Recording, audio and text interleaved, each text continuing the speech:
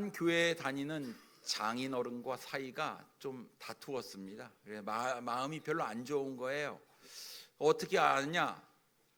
예배당에 들어오는데 장인어른 이쪽 편에 앉고 사이는 이쪽 편에 앉는 거예요. 예배가 끝났는데 별로 이야기도 하지 않는 겁니다. 분위기가 심상치 않은 거죠. 두 사람이 주일마다 꼬박꼬박 예배에 참석을 했지만 서로 이렇게 말을 안 하는 것을 보고 사람들이 다 알았어요. 뭐가 있다, 분위기가 안 좋다, 이런 생각이 들었습니다. 근데 이런 마음으로 드리는 예배가 과연 하나님께 영광이 될까요? 하나님께서 또 영광을 받으실 뿐만 아니라 우리 마음 가운데 기쁨이 되고 또 은혜가 되는 그런 예배가 될 수 있을까요? 마태복음에 보면 하나님께 예배를 드리기 전에 먼저 좋지 않은 일이 있으면 어떻게 합니까? 그 형제 찾아가서 화목하게 하고 그리고 와서 예물을 드리라고 말씀하고 있습니다. 그런데 주일날 목사님께서 서로 사랑하라는 제목으로 말씀을 전하셨어요. 혹시 자신이 미워한 사람이 있다면 그 사람을 용서하고 하나님 앞에 나의 잘못된 마음을 회개하고 사랑하기로 결단을 하라 초청을 했습니다. 다 눈을 감고 있는데 초청을 했더니 여기 있는 장인어른이 슬그머니 눈을 떠가지고 저쪽에 있는 사위를 딱 보는 거예요. 그랬더니 사위가 막 이렇게 움찔움찔 하는 겁니다. 앞으로 강대상으로 나와서 앞에서 기도를 하라 목사님이 초청을 하는데 움찔움찔 하는데 안 나가는 거예요. 그래서 장인어른이 눈을 감고 또 이렇게 기도를 하는데 사위가 눈을 살짝 뜨더니 뒤에 있는 저쪽에 있는 장인을 또 살짝 봤어요. 그래서 장인어른도 막 이러면서 나갈 것 같은데 안 나가고 가만히 앉아 있는 겁니다. 그런데 목사님의 초청이 끝나지 않는 거예요. 앞에 나와서 하나님 앞에 회개하고 사랑하고 용서해라 하니까 결국 장인어른이 일어나서 통로를 통해서 딱 걸어 나오기 시작했어요. 사이도 자리에서 일어나서 통로를 통해서 딱 앞으로 나오는데 중간에서 만났습니다.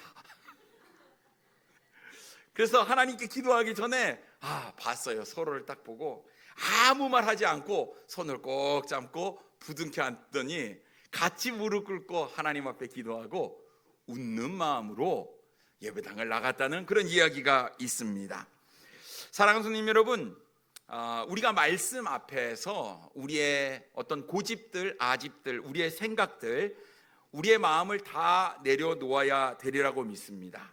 진정으로 말씀에 반응하는 것이 무엇일까? 내가 가지고 있는 생각, 이거를 꼭 붙잡고 있는 것이 좋은 게 아니고 말씀에 반응하고 결단하는 것이 우리에게 필요한 하나님께서 받으시는 예배인 줄 믿습니다. 성경에는 다양한 이야기가 기록이 되어 있는데요, 오늘 본문 말씀은 참 독특합니다. 예배 시간에 졸다가 창에서 떨어져 죽은 한 청년의 사건이 기록되어 있습니다. 아마도 예배 시간에 잘 조시는 분들은 좀 오늘 조심하셔야 되지 않을까 싶습니다. 그럼 도대체 왜 성경에 이런 이야기가 기록되어 있을까 하는 것이죠. 분명히 우리 하나님의 말씀은 특별한 진리가 담겨져 있는 거 아니겠습니까? 분명한 교훈이 있기에 이 말씀이 기록되어 있는 줄 믿습니다. 그래서 오늘 우리는 본문 말씀을 가지고 예배드리는 자세라는 제목으로 함께 은혜를 나누기를 원합니다. 첫째로 우리는 예배를 사모해야 합니다. 드로아에 도착한 사도 바울은 다음날 떠나야만 했어요. 육체적으로는 굉장히 많이 피곤했지만 이 드로아에 있는 성도들하고 함께 있을 시간이 많지 않아서 이 말씀을 전하는 데 많은 시간을 할애하게 되었습니다. 본문 7절 말씀에 보면 그 주간의 첫날에 우리가 떡을 떼려 하여 모였더니 바울이 이튿날 떠나고자 하여 그들에게 강론할세 말을 밤중까지 계속하매라고 말씀하고 있습니다. 그 주간의 첫날은 어떤 날일까요? 바로 안식일 다음 날, 주일을 이야기하고 있는 것이죠. 제자들이 안식 후 첫날의 의미를 발견하고 예수님의 부활하심을 기억하고 그 중요성을 나타내고 있는 표현입니다. 주님께서 잡히시기 전날 제자들과 함께 식사를 하실 때 이렇게 말씀하셨습니다. 너희가 이를 행하여 나를 기념하라 말씀하셨습니다. 그래서 이 초대교회는 이 예수 그리스도의 죽음과 부활을 기념하여 예배를 드리는 날로 주님이 부활하신 안식 후 첫날 주일날 모여서 예배를 드렸다라는 것이죠. 그래서 이 초대교회는 주일날 모여서 예배를 드렸다는 증거가 오늘 본문 말씀에 기록이 되어 있습니다. 이미 그 전까지 사도 바울이 언제 말씀을 전했냐 하면 회당에서 안식일날 보통 말씀을 가르치고 전하곤 하였습니다. 그런데 예수님의 부활하심이 있은 다음에는 부활하신 주님을 기억하며 기념하며 주일날 모였다라는 것이죠. 이것은 굉장한 변화였다라는 것입니다. 주일날 함께 예배를 드리고 떡을 뗀다는 것은 매우 의미가 큰 것입니다. 주의 만찬을 이야기하고 있기 때문에 그렇습니다.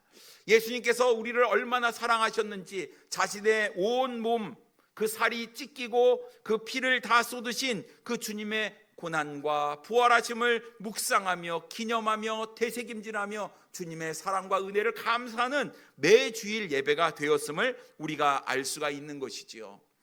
그런데 뜻하지 않는 사건이 발생하였습니다.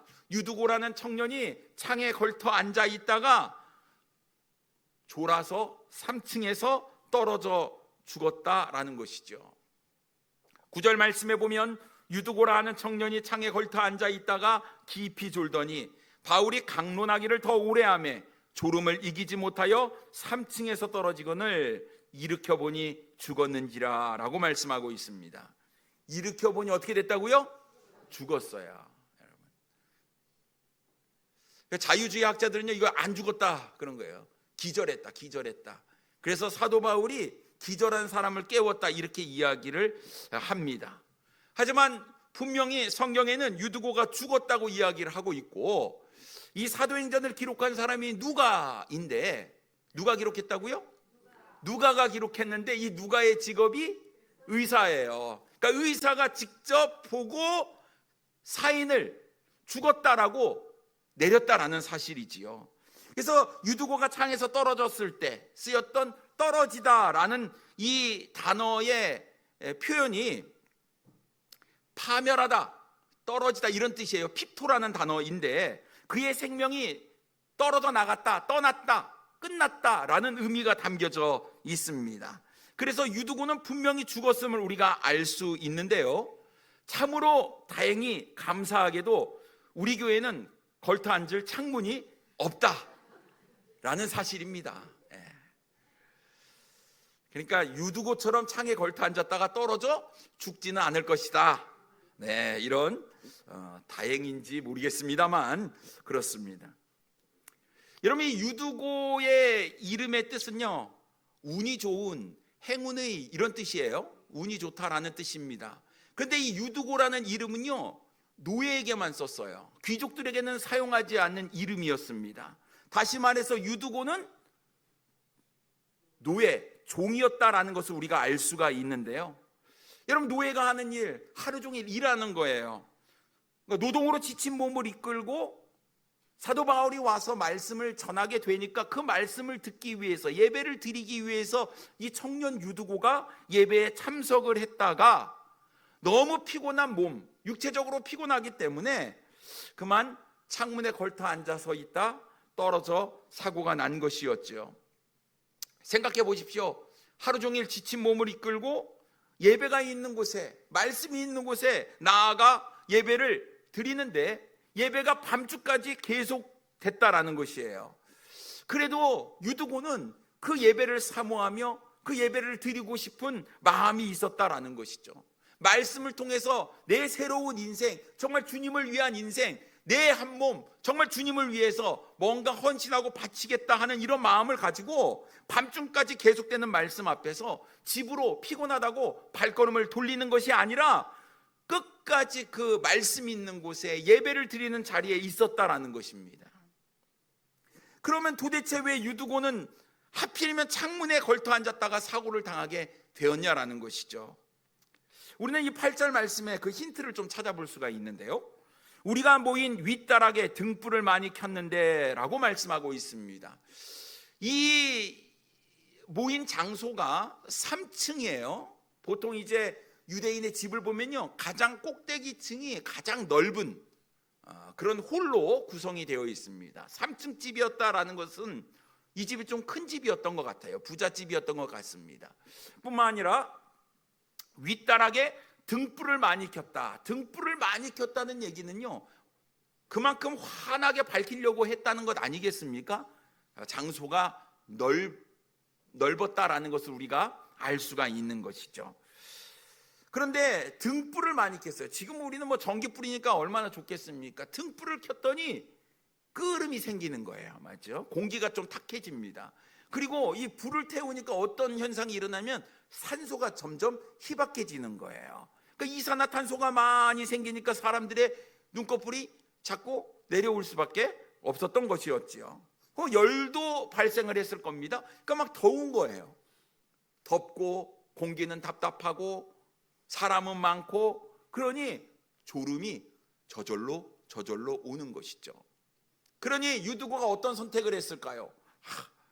졸음이 이길 수가 없는 거예요. 여러분, 천하장사 강호동도요, 졸음 앞에서는 이길 수 없을 겁니다. 이게 피곤하면요 어쩔 수 없는 것 같아요. 눈꺼풀이 막 내려오는 거예요.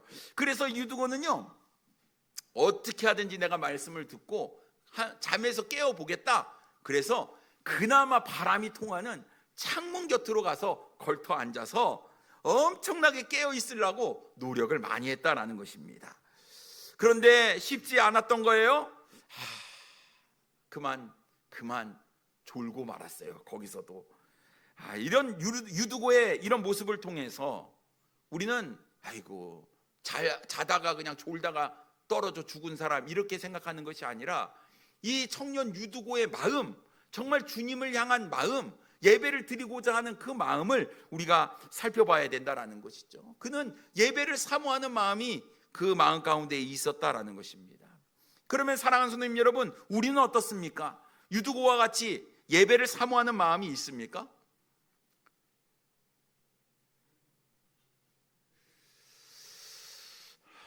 창문에 더 앉아야 계실 분들이 좀 계신 것 같습니다.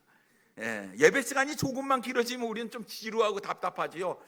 시계를 자꾸 보게 됩니다. 설교 시간 30분 넘어가면 얼굴 안색부터가 좀 안 좋아집니다. 여러분, 우리가 만약 육체적으로 많이 지쳐서 피곤해요. 그러면 우리가 집에 가서 쉬려고 하는 것이 사람의 본성이지요. 하필이면 또 늦게까지 말씀을 듣는 자리, 이 자리는 우리가 피하고 싶은 마음이 아마 들 것 같아요. 내일 모레 무슨 예배가 있죠? 코로나 때가 좋았는데 뭐 이렇게 생각하시는 분 계십니까? 아니면 또 2024년 마무리를 잘하고 또 새해 첫 시간 주님 앞에 예배를 드리러 여러분 기대하는 마음으로, 또 우리가 새로운 또 한 해를 주신 하나님께 영광을 돌려드리고 주님 앞에서 또 계획도 세우고 또 바라는 그 목적과 또 소망을 가지고 여러분 준비하는 이 송구영신 예배를 기다리고 계십니까? 이런저런 핑계로 우리는 주님을 예배하는 데 있어서 자기 합리화를 잘 시키죠. 그래서 피곤해, 내가 이렇게까지 있는데 좀 집에서 쉬는 게 맞겠지. 근데 여러분, 이러한 생활들이 자꾸 반복이 되면 우리는 예배를 등한시 여기게 되고 예배를 점점 멀리하게 된다라는 것입니다. 습관이 굉장히 무서운 것 같아요. 그래서 우리는 쓰러져 죽는 한이 있더라도 예배를 사모하는 우리 사랑하는 성도님들 되기를 원합니다. 우리 예배 시간에 졸지 않아야 됩니다. 졸지 않아야 되는데 조는 이유가 여러 가지 있는 것 같아요. 제가 보니까 첫째, 주님 품이 너무 좋아서, 주님 품에만 오면 그냥 심리적 안정이 생겨가지고 마음이 막 걱정, 근심, 염려 다 떠오르지가 않아요. 그냥 다 내려놓고 그냥 마음이 편해. 그러니까 어떻게 해요? 그냥 자는 거예요. 자는 거. 그럴 수도 있는 것 같습니다. 아니면 습관화된 나의 삶의 모습 때문에 그냥 이상하게도 피곤하지도 않는데 멀쩡한데 예배 시간만 되면 자꾸 눈이 감기는 거. 사실 이거는 영적인 상태가 좋지 않다는 뜻입니다. 그래서 여러분 한번 생각해 봐야 돼요. 왜 하나님이 기뻐하시는 예배를 드리는데 내가 자꾸 좋을까? 나의 영적인 상태가 침체되어 있는 것은 아니냐? 이렇게 생각을 좀 해보고 점검을 좀 해볼 필요성이 있을 것 같습니다. 세 번째는 아마도 육체적인 피곤함 때문이 아닐까 싶어요. 우리가 하는 일 너무 고되고 힘들기 때문에 자꾸 피곤하니까 졸 수밖에 없는 것 같습니다. 그러면 여러분 주일이잖아요. 그럼 전날은 좀 일찍 주무셔야 돼요. 다른 일이 있어도 조금 막 새벽 2시, 3시 이렇게 주무시면서 예배당에 와서 내가 정신 차리고 있겠다? 쉽지 않습니다. 그러니 다른 일보다도 예배를 내가 우선순위에 둬야겠다. 그래서 좀 다른 일을 제쳐두시고 빨리 또 일을 하시고 일찍 주무실 수 있는 우리 성도님들 되기를 원합니다. 환경적인 조건도 있을 것 같아요. 우리 예배당에 창문이 없다 보니 좀 환기는 잘 안 되는 것 같습니다. 따뜻하긴 하지만, 맞죠? 그래서 공기청정기도 우리가 있어서 가동을 하지만 아무래도 내부가 따뜻하고 또 이산화탄소가 가득하면 나도 모르는 사이에 눈꺼풀이 내려올 수가 있습니다. 그럼 우리가 방지를 좀 해야 되겠죠.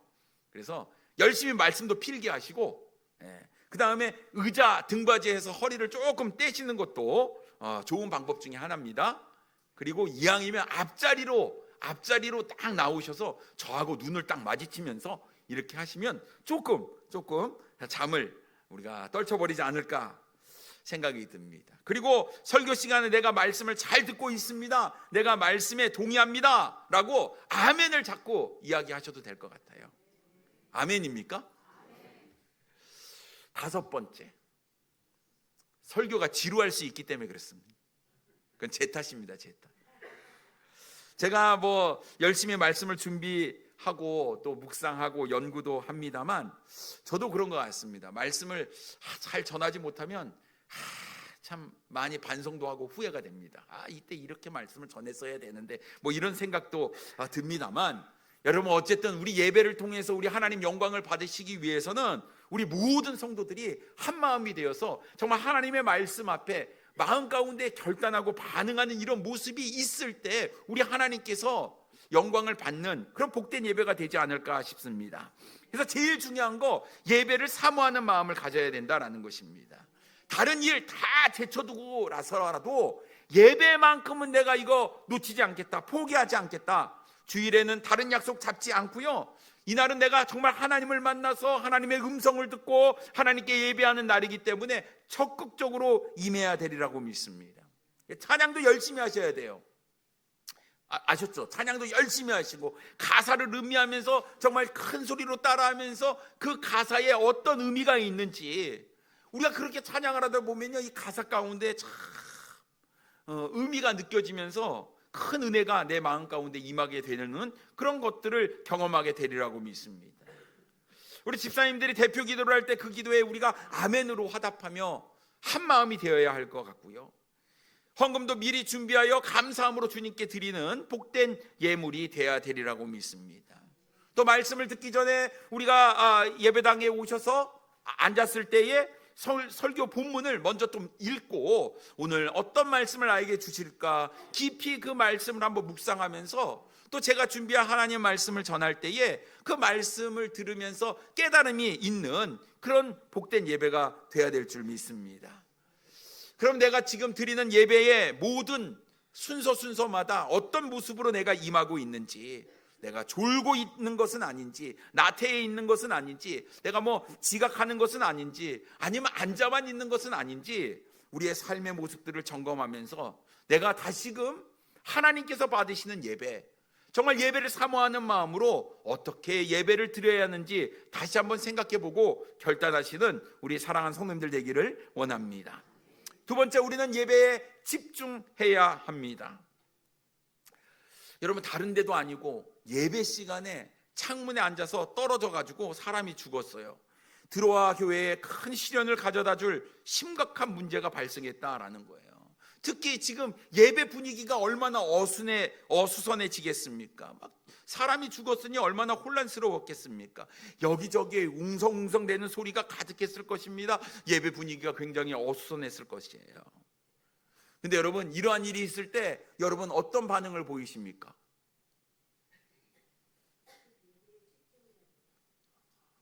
근데 우린 이렇게 하죠. 누가 떨어졌대? 누가? 유시야 유시? 막 이럴지 모릅니다. 야, 큰일 났어. 그러면서 말이죠, 우리의 분위기가 흐트러질 가능성이 많죠. 발 없는 말이 천리 갑니다. 예배 도중에 떨어져 죽었다는 소문이 엄청나게 퍼지면 정말 입에서 입으로 전해지는 말이 또 나중에는 와전이 되어 하나님의 영광을 가릴 수도 있는 그런 큰 일이 지금 벌어졌다라는 것이죠. 근데 이때 사도 바울이 어떻게 행동을 했느냐 하면 10절 말씀에 보면 이렇게 기록되어 있습니다. 바울이 내려가서 그 위에 엎드려 그 몸을 안고 말하되 떠들지 말라, 생명이 그에게 있다 하고라고 말씀하고 있습니다. 예배 중에 사람이 유두고가 떨어졌어요. 3층에서 떨어진 유두고를 향해 사도 바울이 내려갑니다. 그리고 그 유두고의 몸 위에 엎드려 몸을 안습니다. 그 위에 엎드려, 여러분 이것을 에피핍토라고 하는데, 핍토라는 말이 떨어지다 파멸하다라는 뜻이라고 말씀을 드렸는데, 에피는 전치사로 그 위에라는 뜻이에요. 그러니까 위에 떨어지, 위에 덮는 거예요. 그래서 이 에피핍토는요, 열렬히 접근하다라는 의미가 있는데 덮어주다, 밀어주다라는 뜻이 있습니다. 그런데 이 단어가 어디에 쓰였냐 하면 고넬료가 성령을 받을 때 성령이 임하는 단어에 이 에피핍토가 쓰여졌다라는 거예요. 다시 말해서 하나님의 성령, 하나님의 생명이 그에게 임했을 때의 표현이 바로 이 에피핍토라는 단어이지요. 그러니 사도 바울이 죽은 유두고를 끌어안고 그 위에 엎드려서 떠들지 말라, 그에게 생명이 있다. 이것은요, 이미 죽은 유두고였지만 하나님의 은혜로 하나님의 생명이 그에게 들어가서 죽은 유두고가 살아났다라는 것을 의미하고 있다라는 것이죠. 보세요, 사도 바울이 죽은 유두고 위에 올라가서 그 엎드려서 그를 안았어요. 그리고 한 말이 뭡니까? 떠들지 말라. 그러니 지금 이 드로아 교회 성도들도 저희들하고 똑같은 것 같아요. 막 이런저런 얘기하고 어떡하냐, 큰일 났다, 우는 사람도 있을 거고 굉장히 혼란스러운 분위기에 사도 바울이 이야기를 하는 거예요. 혼란스러워하지 마라, 떠들지 말라, 애통해하지 말라, 그에게 생명이 있다라고 이야기를 하는 거예요. 진정을 시켰던 것이었죠. 여러분, 사실 이렇게 분위기가 어수선할 때 우리가 해야 될 일이 있습니다. 여러분, 이렇게 막 호들갑 떨고 막 애통해하고 그런다고 문제가 해결됩니까? 안 되잖아요. 이럴 때는 우리가 마음을 모아서 하나님께 기도해야 되는 것이죠. 사도 바울이 떠들지 말라 하며 사람을 진정시키더니 생명이 그에게 있다라고 이야기했을 때 하나님의 생명이 그에게 임해서 유두고가 다시 살아나는 놀라운 기적이 일어났다라는 거예요. 분명히 유두고 죽었거든요. 이 사도행전을 기록한 의사 누가가 분명히 이야기를 했습니다.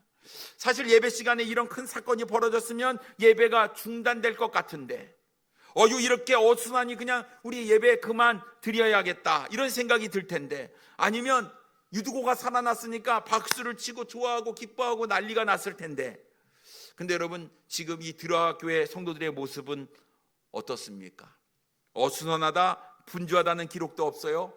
사람들이 환호하고 좋아했다는 기록도 없습니다. 11절 말씀에 보면요, 올라가 떡을 떼어 먹고 오랫동안 곧 날이 새기까지 이야기하고 떠나니라 라고 말씀하고 있습니다. 사도 바울은 계속했던 하나님의 말씀을 강론하는 일을 포기하지 아니하고요, 밤늦게까지 계속 사람들과 함께 떡을 떼어 먹으면서 날이 새기까지 하나님의 말씀을 증거했던 것을 우리는 볼 수가 있어요. 그만큼 이 드로아 교회 성도들은요, 하나님의 말씀, 예배에 집중하고 있었다라는 것이죠. 말씀 선포는 멈춤이 없이 계속 이어졌다라는 것입니다. 예배의 분위기가 깨어져 버릴 수 있었고 혼란스러워졌을 수도 있겠지만 사도 바울은 그 순간 그 마음을 잃어버리지 않았어요. 말씀에 계속 집중했고 예배에 집중했습니다. 결국 이 집중한, 이 하나님의 말씀에 집중한 이 하나님의 말씀이 유두고를 살린 것이 아니겠습니까? 말씀 증거는 날이 새기까지 계속 이어졌어요. 여러분, 어떠한 일도 예배를 방해해서는 안 되고요, 예배에 참석하는 성도들은 주님, 말씀하옵소서 제가 듣겠습니다 라는 마음으로 하나님의 말씀 앞에 모두 다 동일한 마음으로 예배에 집중했던 것을 우리는 알 수가 있습니다. 그래서 어떻게 됩니까? 유두고의 죽음으로 인해서 어순해질 수 있었던 예배의 분위기가 오히려 더 좋아졌던 것을 우리가 볼 수가 있습니다. 생각해 보십시오. 이제 더 이상 유대교에 있는 게 아니에요. 지금 예수님의 죽으심과 부활하심을 경험한 이 그리스도인들이 이제 안식구 첫날 주일날 주님의 부활하심을 기념하며 예배를 드리고 있었는데, 오늘 어떤 일이 벌어졌냐? 유두고가 죽는 일이 일어났는데 이 주일날 주님께서 부활하신 날 유두고가 다시 살아나는 놀라운 일을 모든 성도들이 경험하게 된 거예요. 그러니 오히려 마음 가운데 기쁨이 있고 감사함이 있고 놀라움이 있었다라는 것이죠. 그래서 12절에 뭐라고 이야기를 합니까? 사람들이 살아난 청년을 데리고 가서 적지 않게 위로를 받았더라라고 말씀하고 있습니다. 우리가 믿는 예수 그리스도, 우리가 믿는 하나님, 그냥 말로만 믿는 것이 아니라 실제로 자신의 눈앞에 죽음의 그 권세를 이기는 그 놀라운 일을 자신들이 눈으로 직접 목도를 했다라는 것이죠. 그래, 하나님께서 우리 가운데 역사하고 계신다는 사실을 유두고가 다시 살아난 사건을 통해서 모든 성도들이 확신하게 되었다라는 것이에요. 복음은 죽은 사람도 살린다. 복음은 하나님의 능력이다라는 것을 그들이 깨달았다라는 것이죠. 그러니 여러분, 죽은 영혼만 살리는 것 아니라 죽은 육체도 살리는 이 놀라운 하나님의 능력을 경험한 이 드로아 교회 성도들의 믿음은 날로 더 주님 곁으로 나아가는 훌륭한 성장하는 믿음이 되었을 줄 믿습니다. 그러니까 여러분, 이 유두고의 기적적인 회생이 큰 시험과 또 위기에 처할 뻔했던 교회 앞에 전하 위복이 되는 놀라운 일이 되었던 것이었죠. 그러니 여러분, 유두고가 밤늦게까지 예배에 참석했던 사람이잖아요. 그 매주일 예배에 유두고가 참석을 하게 되는 거 아니겠습니까? 그럼 성도들이 이야기하는 겁니다. 모두 다 이 대부분의 이 드로아 교회 성도들은요, 로마 제국의 압제 앞에서 대부분 노동자, 노예의 일을 했던 사람들이 많았거든요. 얼마나 육체적으로 피곤하고 힘들었겠습니까마는 함께 모여서 주님을 예배하는 가운데 위로가 되고 힘이 되고 서로 막 말씀을 나누면서 격려가 되고, 그런데 특별히 또 유두고를 통해서 보면, 그래, 우리가 이렇게 살고 있지만 우리가 저 아름다운 천국 저 분향에 가면 우리가 정말 주님과 함께 놀랍고 큰 영광스러운 자리에 있을 거야. 여러분, 이 땅에서 믿음 생활을 하는데 이런 경험들이 그들의 믿음을 더욱더 굳건하게 만들었다라는 것입니다. 여러분, 이것이 바로 예배 때 일어난 일이었다라는 것이죠. 그래서 여러분, 예배는 생명입니다. 그냥 우리가 일주일에 한 번 주일날 예배 시간에 와가지고 예배를 참여했다가 아무런 의미 없이 자신의 일상으로 다시 돌아가서 아무런 변화 없이 일주일 동안 살아가는 그런 무의미한 것이 예배가 아니라는 것이죠. 예배는 내 삶에 분명한 결단이 있어야 되고 변화가 있어야 한다라는 것입니다. 죽었던 우리의 영이 깨어나는 놀라운 역사가 일어나고요, 잠자고 나태해졌던 우리의 생각들이 바뀌어지는 놀라운 역사가 우리의 삶 가운데 일어나야 된다라는 것입니다. 세상에 빠져있고 세상에 물들어 있던 우리의 마음과 우리의 생각들이 다시 하나님께로 돌이키는 놀라운 역사가 우리의 삶 가운데 일어나야 한다라는 것이죠. 근데 여러분, 우리가 아무런 결단도 없이 그냥 예배만 참석하고 가는 것이 무슨 의미가 있느냐 하는 거예요. 예배는 영과 진리로 드려야 하는 것입니다. 하나님과 내 사이에 소통, 교통이 있어야 하는 것 아니겠습니까? 그래서 여러분, 우리가 예배 때마다 하나님의 말씀 앞에 우리가 결단하십시다라고 이야기할 때, 여러분, 그 결단의 시간에 정말 주님의 말씀 앞에 내 삶을 내려놓고 결단하고 헌신하며 주님께 내 삶을 드리는 진정한 헌신이 있는 아름답고 복된 예배를 우리가 드려야 한다라는 것이죠. 하루 종일 세상의 모든 일과 여러 가지 복잡한 것들로 얽매여서 정말 노예 같은 그런 인생을 살다가 근심과 괴로움과 갈등을 가지고 주님 앞에 나와서 정말 위로받고 해결받고 하나님의 뜻을 발견하고 기뻐하며 감사하는 아주 소중하고 복된 시간, 이것이 바로 우리가 드리는 예배의 시간이 되어야 될 줄 믿습니다. 사랑하는 여러분, 우리는 예배에 집중해야 합니다. 예배는 말씀만이 예배가 아닌 것이죠. 찬송도, 기도도, 헌금도 모든 순서가 다 예배다라는 것이죠. 그래서 여러분, 모든 예배 때마다 하나도 우리가 놓쳐서는 안 되는 거예요. 모든 순서마다 주님 앞에 여러분의 삶을 내어드리고 함께하는 그런 은혜가 우리의 삶 가운데 있어야 될 줄 믿습니다. 예배보다 더 중요한 건 없어요. 근데 우리는 예배보다 점심 식사가 더 중요한 것 같습니다. 밥은 조금 늦게 먹어도 돼요. 예배가 더 중요합니다. 그래서 여러분, 예배는요, 폐회 기도할 때까지가 예배예요. 끝나야지 끝나는 겁니다. 그래서요, 마지막 찬양을 부르면서 우리가 결단하는 이 마지막의 결단을 우리가 꼭 해야 되리라고 믿어요. 그래서 여러분, 한 주간 내가 어떻게 살 것인가, 주신 말씀 부여잡고 내가 이 말씀대로 살겠습니다라는 우리가 처절한 내 생각을 내려놓고 내 자아와 싸워서 굴복시키고 하나님 말씀대로 내가 순종하며 살겠습니다라는 결단이 우리 마음 가운데 일어나야 되리라고 믿습니다. 그 말씀 앞에서 내가 결단하지 아니하면, 내가 말씀 앞에서 반응하지 아니하면 예배는 아무런 의미가 없다라는 것이죠. 그래서 여러분, 마르다처럼 분주한 것도 중요한데 마리아처럼요, 예수님의 발 앞에 앉아서 하나님의 말씀을 끝까지 사모하는 이 마음, 그 마음을 우리 주님께서 더 어여삐 여기신 것처럼 여러분, 우리가 예배가 우리의 삶 가운데 최우선이 될 수 있도록 예배를 사모하시고 예배에 집중하시는 우리 사랑하는 손님들 되기를 원합니다. 그래서 하나님께 영광이 되는 예배, 내 자신에게는 은혜가 되는 예배, 이런 예배를 만드는 우리 사랑하는 손님들 되기를 원합니다. 늘 주님 앞에 참된 성공의 예배자가 될 수 있기를 바랍니다. 기도하겠습니다.